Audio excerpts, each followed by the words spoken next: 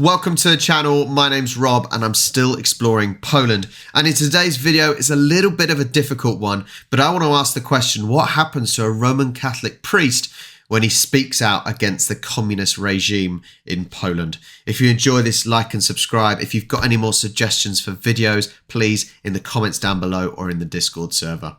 Let's check it out. In 1984, the dead body of a Roman Catholic priest was found in a water reservoir in central Poland.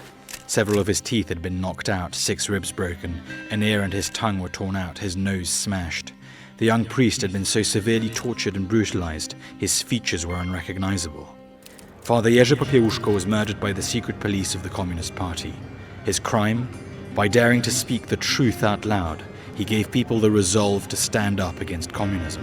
Rola księdza jest taka, by głosić prawdę i za prawdę cierpieć, jeżeli trzeba, nawet za prawdę oddać życie. His brutal murder is one of the countless examples of the innate hatred communist totalitarianism has for the Catholic Church.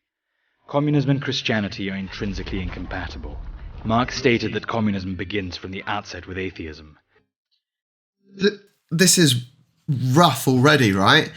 Now, I understand that, communism had plenty of people that did not believe in it and that it was forced upon people, right?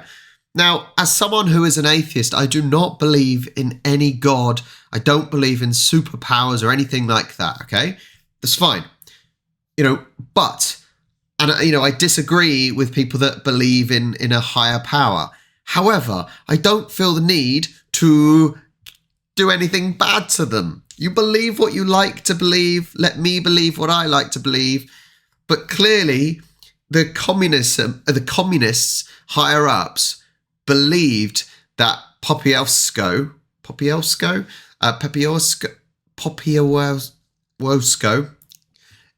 was clearly a threat to their regime, right? And the brutality that they showed is, well, disgusting. Absolutely disgusting. Every communist regime attempts to purge the faith of its people, and that is why every communist takeover is inevitably followed by the persecution of the church. In Poland in 1945, after the Soviet-backed communists took power, things were no different. The communists set about weakening and attacking the church in this Catholic country. However, despite their efforts, the communists were unable to take control of the Polish church, which maintained an unequivocally anti-communist stance and stood as the only official opponent of the communist regime for decades.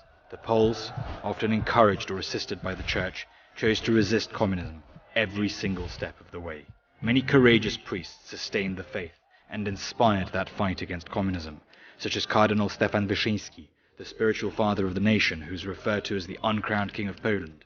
Pope John Paul II appealed to his countrymen to not be afraid, reigniting resistance and sparking the formation of solidarity.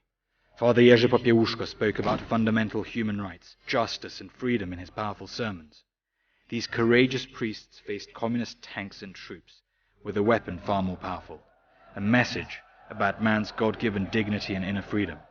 So if you ever find your rights are being trampled and your freedoms being stripped away, remember that the courage to speak the truth is the greatest weapon against totalitarian regimes.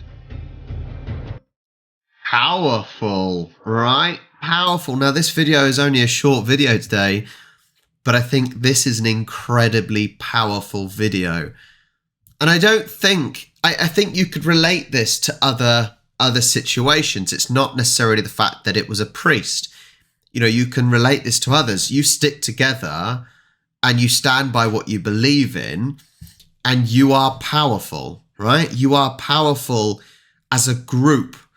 And it's like, you can think of this. I'm going to put it in this situation. This may be completely wrong in your eyes. It might be right. I don't know. But when you tell a child you say a 16-year-old, right? It's just started smoking.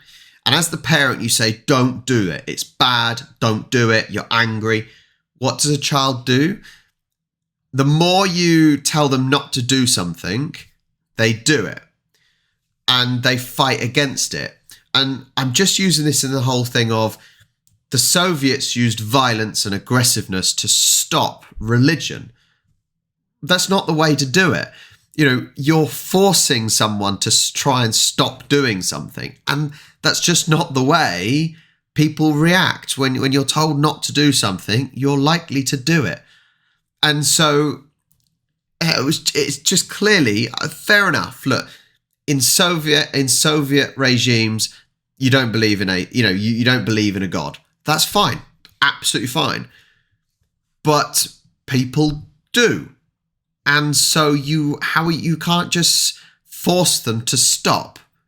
You can give educated information maybe, but you can't force them to stop. But I think if we took this away from even the whole thing of communism, the whole thing of religion, it's a powerful message still, isn't it? That, stand by what you believe in. It's about, don't be forced to do something that you don't agree with. And I think look, the courage to speak the truth is the greatest weapon against totalitarian regimes. Just let that sink in. Let that sink in. And I think this is actually quite poignant in today's day and age. I really do. Thank you so much for watching. Like, subscribe, and I'll catch you next time.